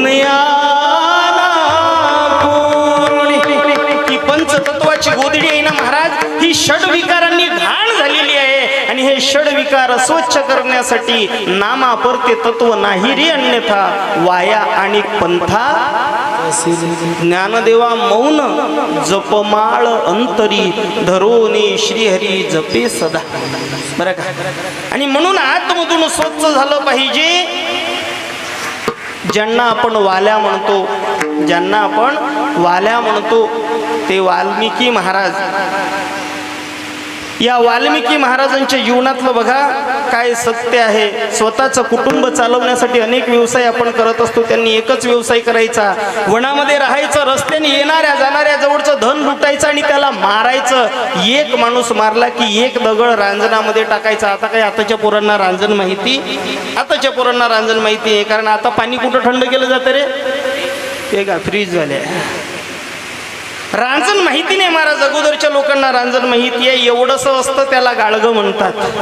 एवढंसं असतं त्याला गाळगं म्हणतात. लग्नातल्या त्या चौरंगपाटाच्या सभोवताल 4 मांडतात छोटे छोटे, त्यांना काय म्हणतात? नवरदेवाच्या. हा, लग्न नाही होत काही. चौरंगाच्या सभोवताल मांडतात ना ते सुतानं गुप्त, तसे छोटे छोटे मातीचे. तुमचे नाही झाले ना रे? तुम्हाला खूप माहीत. करवल्यात पाहत असता का? करुली नाही म्हणत त्याला, काय म्हणतात मावशी? हा बरं, ते गाडगेच का? बरं गाडगे. अष्टमीला ज्याला, 8वीला सीताफळ शिंगाळा बोर टाकून ज्याचं पूजन करतात त्याला काय म्हणतात? हा, केरी. बरं, अक्षय तृतीयाला देठीचा आंबा, पापड, पन, शेवया, हा, कडसान वर ठेवतात तिला झाकून. हा, पारुली. पाणी थंड येण्यासाठी ते काळ तोंडे आणतात ते. हा, माठ. वा, काय नाव वेगवेगळे. माठ. आणि ते एवढं मोठं असतं ते बदाड काही बोलतात. आणि त्याच्यापेक्षा मोठं असतं ते रांजण. एक माणूस मारला की एक दगड टाकायचा. एक दगड टाकायचा महाराज. अशी एक नाही तर 7 रांजणं दगड टाकून टाकून ब्रह्महत्येने भरली वाल्यानं. आणि एक दिवस जीवनामध्ये आगमन झालं. नारायण नारायण नारायण करत करत माझे नारद महर्षी येतात. नारद महर्षीला बघितलं आणि बघितल्यानंतर नारद महर्षीकडे विचारतायत, ओ महाराज, जेवढं धन असेल तेवढं द्या. नारद बुवा म्हणले, आम्ही काय तुम्हाला कलियुगातले महाराज वाटलो काय? पाकिट एका कड, पाया लागणीचे 2ऱ्या कड, लग्नाचे 3ऱ्या कड, जेवणाच्या दक्षिणेचे 4थ्या कड. म्हणे आपल्याकडे काहीच नाही, आमच्याकडे एकच. आम्हा घरी धन शब्दाचीच रत्न. आमच्याकडे शब्द, माझी वीणा आणि हातातल्या चिपड्या, हेच माझं धन आहे रे. माझ्याकडे दुसरं काही नाही. म्हणे आम्हाला काही बनवू नका म्हणे. तुमच्याकडे पैसे ठेवण्याचे लई मार्ग आहेत, आता स्कॅनरवरच घेता म्हणे तुम्ही. नाही रे म्हणे, काहीच नाही माझ्याकडे, काहीच नाही. नाही नाही नाही नाही म्हणे, जेवढं असेल तेवढं काढून दे. नारदजी म्हटले, काहीच नाही रे राजा आपल्याकडे, काहीच नाही. पण नारदाला दया आहे. नारद महर्षीने पाहिला आणि शब्द विचारलं, का रे बाबा, काही काळजी करू नका, बरोबर मला 11:30 सांगितलं ना, 11:30 कीर्तन सुरू करतो. नारद महर्षी म्हटले, कुणासाठी एवढ्या चोऱ्या करतोय रे? कुणासाठी एवढी मारामारी करतोय का? कुणासाठी धन चोरतोय? महाराज म्हणे, तुम्हाला काय माहिती? तुमचं नाही झालं म्हणून का? मला पत्नी आहे, मुलं आहे, घर आहे, दार आहे, सर्व आहे, आणि यासाठी सर्वासाठी मी करत असतो. महाराज म्हटले, लेका नाही रे, नका करू असं. अरे ज्या संसारासाठी करतोय ना लेका, तो संसार खोटा आहे.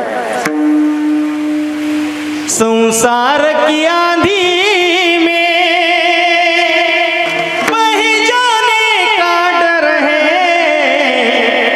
काय या संसारासाठी तू करतोयस ना रे?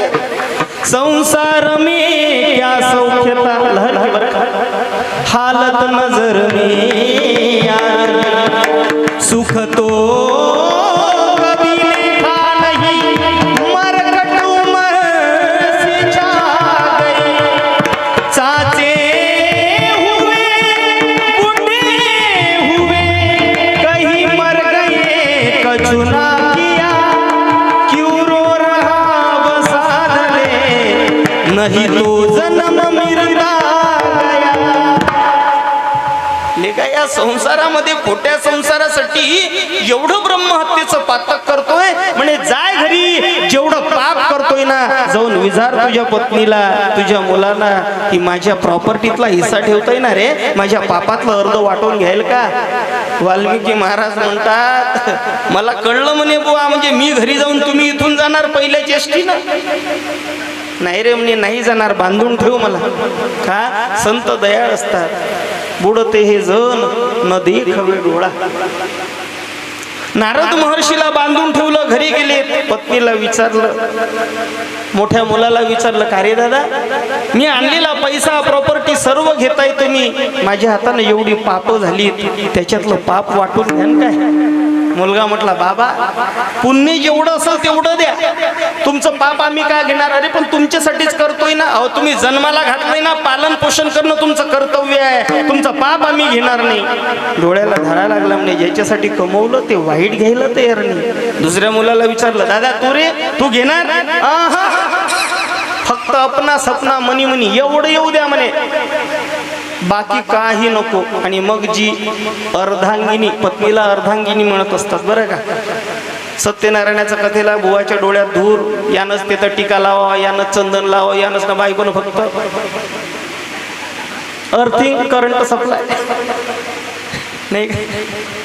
अर्धांगिनीच म्हणतात ना, अर्धांगिनी. बरं झालं फुलांगिनी म्हणत नाही, अर्धांगिनी. त्या पत्नीला विचारलं म्हणे, का ग जीवनात एवढी पाप केली, लई पाप झालीत माझ्याकडनं, घेशील ना माझी पाप वाटून? म्हणे अजिबात नाही, अजिबात पाप घेणार नाही वाटून मी. का? तुमचे पाप कशाला वाटून घ्यावं? नाही नाही नाही म्हणे, तुला वाटून घ्यावं लागेल, सर्व सुख वाटून घेते ना मी, तुम्ही काही टेन्शन घेऊ नका. सुख वाटून घेते ना, मग पापही वाटून घ्यावं लागेल. थोड्या दूर जाऊ दिलं पतीला. अहो एक काम करा म्हणे, लई वेळची बसू नये. 5ला लागली का कथा महाराज? कथा 4:30ला. 4:30 वाजतापासून बसून होती, लग्नामध्ये नाचून नाचून की नाही माझ्या पायाला मुंग्या आल्या. आणि म्हणे मुंग्या आल्या. हा मग काय? एक काम करा म्हणे, माझ्या पायातल्या अर्ध्या मुंग्या तुम्ही वाटून घ्या. कोणाला म्हटली? वाल्मिकी महाराजांना. पत्नी राग आला होता पहिलेच, गरम डोक्यानं. तुला काही वाटतं का म्हणे, मी इकडे रडतोय, माझं पाप तुम्ही घेत नाही म्हणे, तू म्हणायला लागली म्हणे माझ्या पायातल्या मुंग्या वाटून घ्या. पायातल्या मुंग्या कधी वाटून घेता येतात का? आणि मग एवढं तुम्हाला करते तर मग तुमच्या पाप मुले वाटून घेता.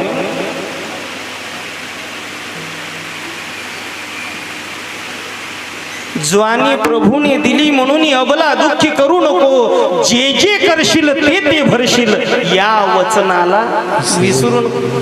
इथेच कर इथेच भर, लपशील तू कुठवर, इथेच कर इथेच भर, लपशील तू कुठवर.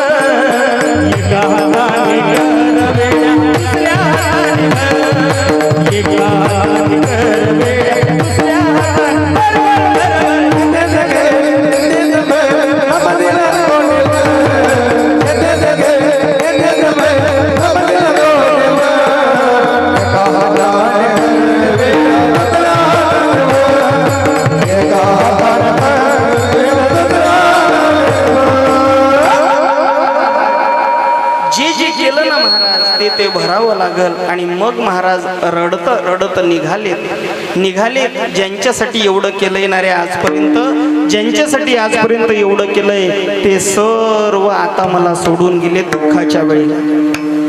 दुनिया में हमारा कोई नहीं, सब साथी है प्यारे मतलब, जब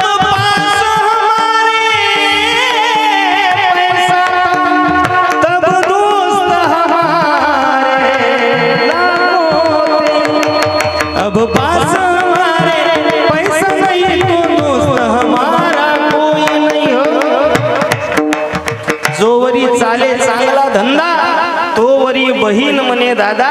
आता बायकोनं सोडलं, पोरानं सोडलं, दुसऱ्या मुलानं सोडलं, या जगात कुणीच कुणाचं नाही. नाही रे नाही रे.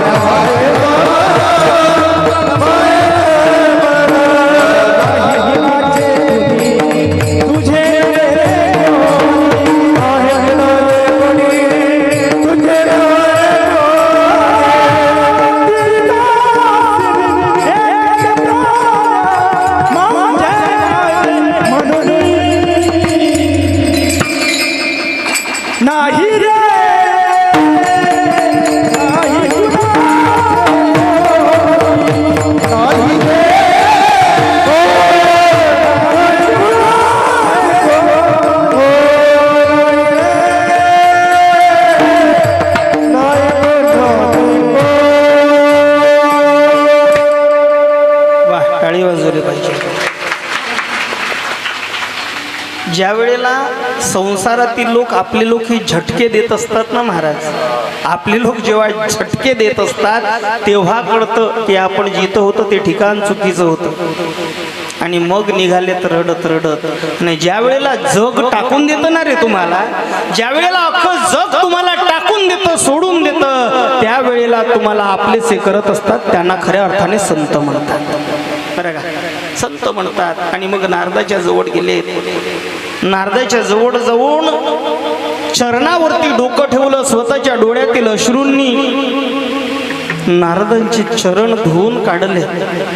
नयनातून वाहती धारा, गही वरला कंठ हा सारा, रोमांच उठून. बरं का, खूप रडलेत, खूप रडलेत. आणि ज्या वेळेला रडलेत ना त्यावेळेला नारद महर्षींनी कृपेचा हात डोक्यावरती ठेवला, संतांच्या चरणावरती डोकं ठेवलं आणि जीवनात अमूलाग्र बदल झाला. आता काही करू नको, एकच कर, राम राम राम नामाचा उच्चार कर. ते म्हटलं तुम्ही जे म्हणताय ना ते मला म्हणता येत. मग तू काय दररोज मारत होतो, मी दररोज मारत होतो. मग एक काम कर, मरा म्हण.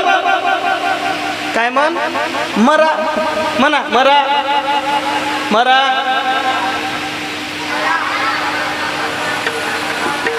उच्चार काय यायला लागला? काय काय काय? तेही मनाचा निर्धार असे, तेही मनाचा निर्धार असे.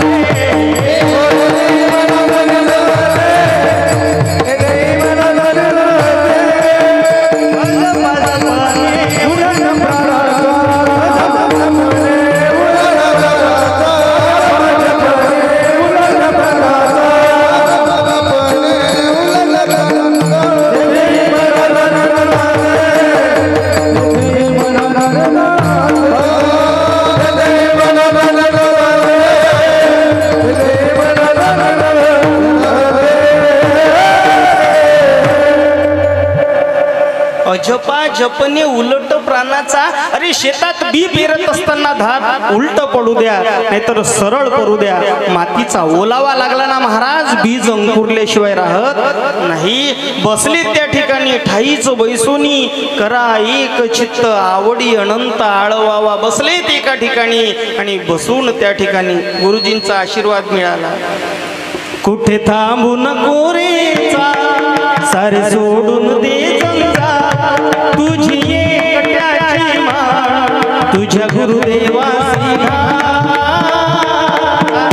तुम्ही म्हणाल हे काय नवीनच दिसतं, हे तुकडोजी महाराजांचं वाङ्मय आहे. आता बरेच दिवसात मी म्हटलं नाही, पण तुम्ही आठवण काढली. फुकट तुम्ही लोकायला सांगावं या भागामध्ये कावळे महाराज तुकडोजी महाराजांचं वाङ्मय वापरतात ना. आज मी म्हणू नये म्हणजे तुमचाही शब्द खाली पडला असता, म्हणून तेवढं प्रयत्न आहे का. गुरुजींनी सांगितलं, डोक्यावरती हात ठेवला आणि बसले. तर त्या ठिकाणी वाल्मिकी महाराज पाहता पाहता वारूड तयार झालं आणि नामस्मरणानं अंगकांती सतेज झाली. नामाच्या चिंतने 12 वाटा पडती विघ्ने ते झालं अंगावरती आणि चेहऱ्यावरती ते झाल्यानंतर त्या नामस्मरणानं बरं का वाल्या कोडी ऋषी जाहला. आणि या नामाच्या सामर्थ्याने भगवान वाल्मिकांच्या जीवनात अमूलाग्र बदल झाला.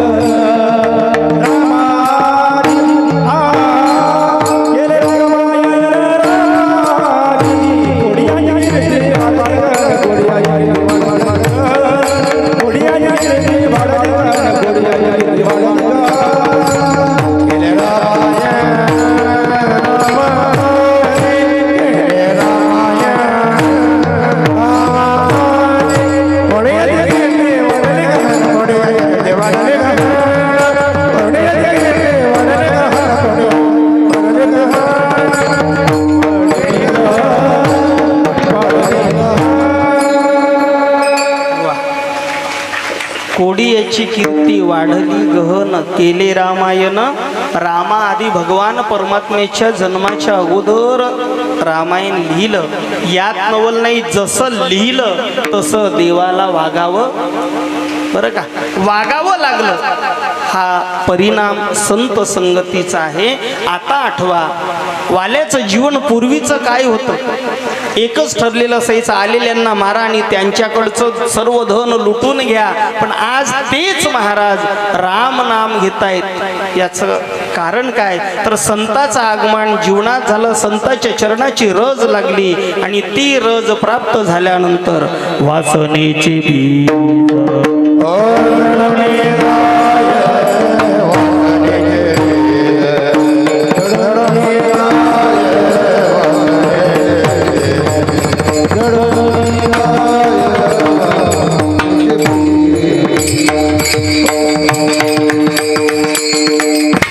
संत चरण रज लागता सहज, वासनेचे बीज जळूनी जाय.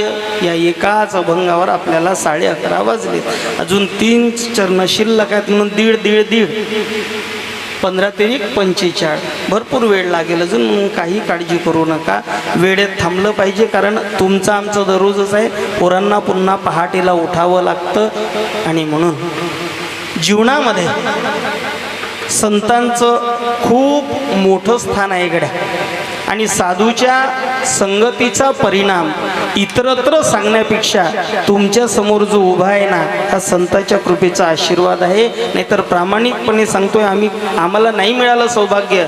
आमचं बॅड लक होतं की आम्हाला कोणी शिबिरात नेणारं भेटलं नाही, आम्हाला कोणी आळंदीकडे नेणारं भेटलं नाही महाराज. पण आम्हाला याच भागामध्ये ज्ञानोबा तुकोबाराया तुकडोजी महाराज गाडगे बाबाचा प्रसाद गुरुवर्य फलारी बाबाकडे गोंदिया जिल्ह्यात मिळाला. आणि सहज त्यांच्यासोबत पेटी वाजवता वाजवता एक हार्मोनियम वाजवणारं, साधं डाळ्या कटिंग करणारं पोरग आज या भागात ज्ञानोबाराया तुकोबारायाचा विचार घेऊन फिरतो. ही संतांच्या संगतीची ताकद आहे, ही संतांच्या संगतीची ताकद आहे, बरं का. आणि म्हणून मिळाले ना हा प्रसाद, मिळालं ना कुणाकडून, त्यांना कधी विसरू नये. आमच्या आंबोरे बाबाच्या सहाय्यानं आम्ही उमरेडात आलो आणि पाहता पाहता आज उमरेडमध्ये आम्हाला एक ओळख मिळाली. नाहीतर कोण आम्हाला ओळखत होतं, कोण ओळखत होतं? आम्ही कुही तालुक्यात राजूला बोरी नावाचं गाव आहे, इथून 45 किलोमीटर अंतरावरती. पण या साधूच्या सहवासात आलो, संतांच्या सहवासात आलो आणि या सर्व मोठ्या दिग्गज मंडळींची भेट झाली. नाही तर कुठे किशोर महाराज, कुठे आमचे इंगडे महाराज, कुठे नाना, कुठे दामू महाराज, कुठे आमचे राणी महाराज, कुठे आमचे दुर्योधन महाराज, सर्व लांबलब होते महाराज. पण आमचे उरकुडे बाबा यांचं सहकार्य, टोंगुरीचं सहकार्य, ज्या वेळेला शिक्षक होतो तेव्हापासून, बरं का, होतो आता नाही, ते सोडलं सर्व. आणि पाहता पाहता या सर्व मंडळीची साथ संगत मिळाली. स्वतःला भाग्यवान समजतो महाराज. संतांचीही संगत मिळाली. संतांच्या संगतीत राहिल्यानंतर वाईट व्यसनं जोडून जातात, वासना जळून जाते आणि शुद्ध रूप उरतंय. ते रामनामाचं अभंगाचं 2रं चरण.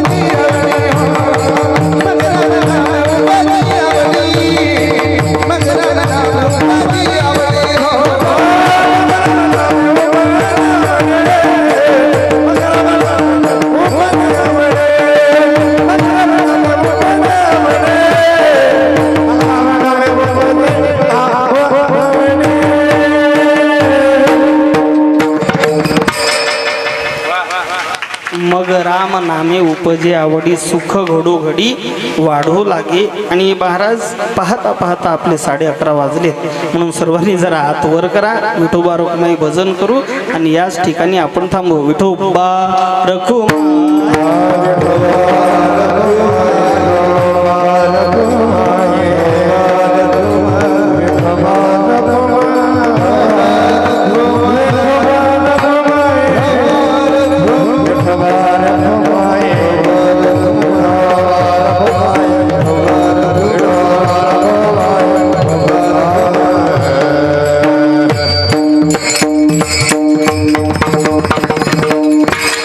संत चरण रज लागता सहज वासनेचे बीज जळून जाय.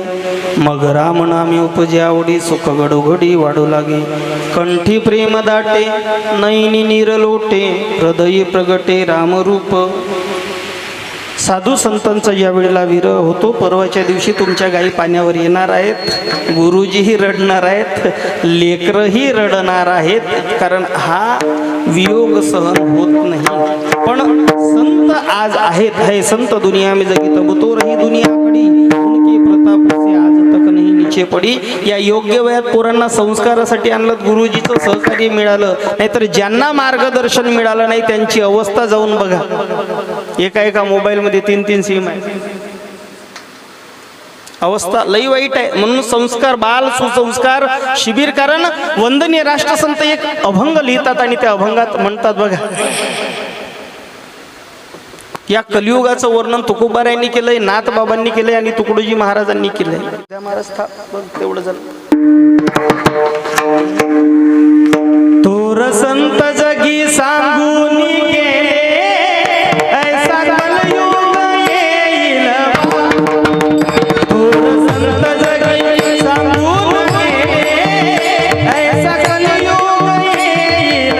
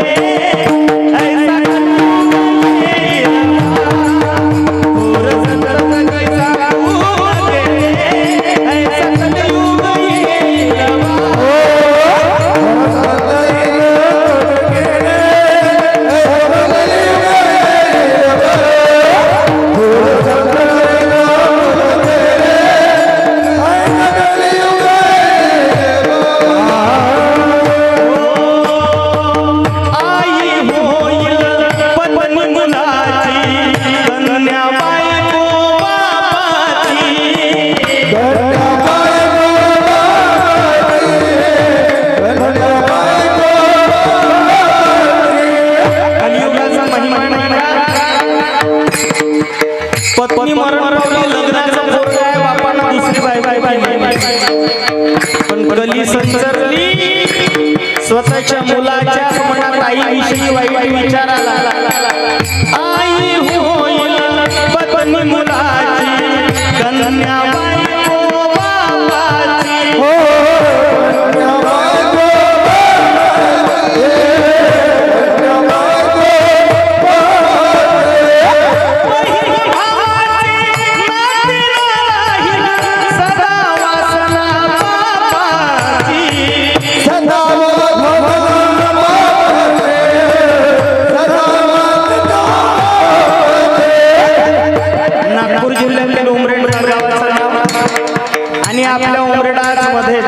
आपल्या उमरेडातली 5 वर्ष अगोदरची घटना.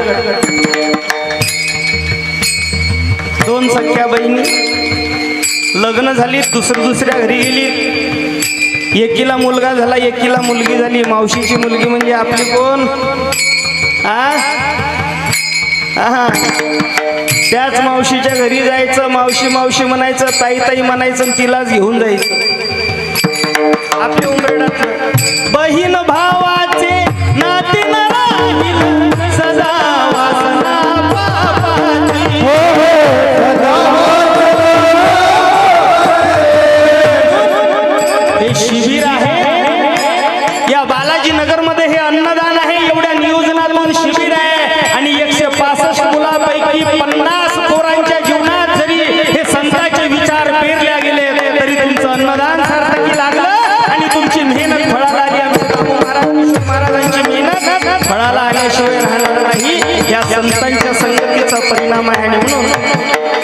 थोर संत जगी थोर संत जगी थोर संत जगी सांगून गेले ऐसा कलियुग येईल बा.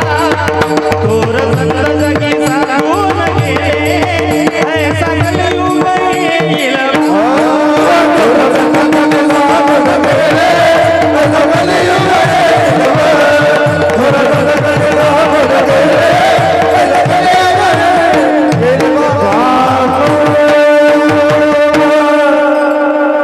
विनाश होईल या धर्माचा मानव माणूस खाईल वा. हाटेला खाणारे तरी नाही पाहिजे म्हणलो होतो तरीच खाते. का म्हणलं का हा, जमलं. आणि म्हणून बघा साधू संत आहेत म्हणून हे सर्व काही आहे. महाराज गुरुजीच्या संगतीमध्ये कंठी प्रेम दाटे नैनी नीर लोटे हृदयी प्रगटे राम रूप. आणि म्हणून महाराज अभंगाचं शेवटचं चरण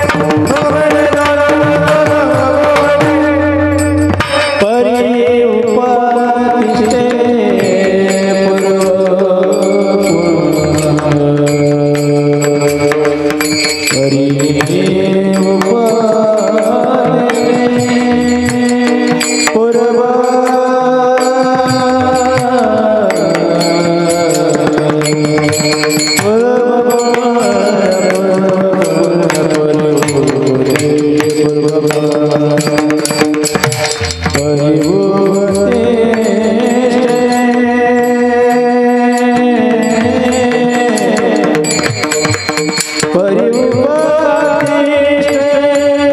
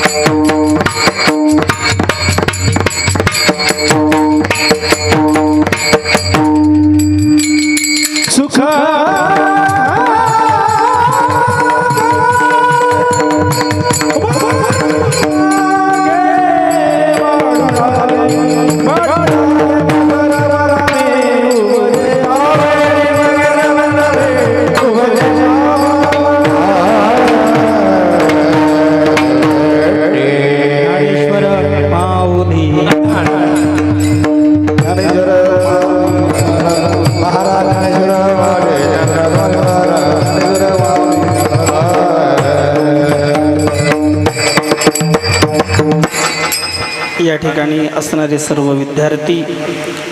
विद्यार्थ्यांनी फक्त गुरुजींनी जेवढं शिकवलं त्याच्यापेक्षा जास्त घेऊन जावं ही विनंती. आपण सर्व या कीर्तनाला आलात, सर्वांना खूप खूप धन्यवाद. गुरुवर्य आंभोरे बाबा असतील, उरकुडेजी महाराज असतील, गुरुजी असतील, भागवताचार्य आदरणीय हरिभक्तीपरायण ठाकरेजी महाराज असतील, हरिभक्तीपरायण आमचे गुरुबंधू मोठे बंधू इंगडे महाराज, विकासदादा, सर्वांना खूप खूप धन्यवाद देतो. सेवेला पूर्णविराम. जय विठ्ठल. जय जय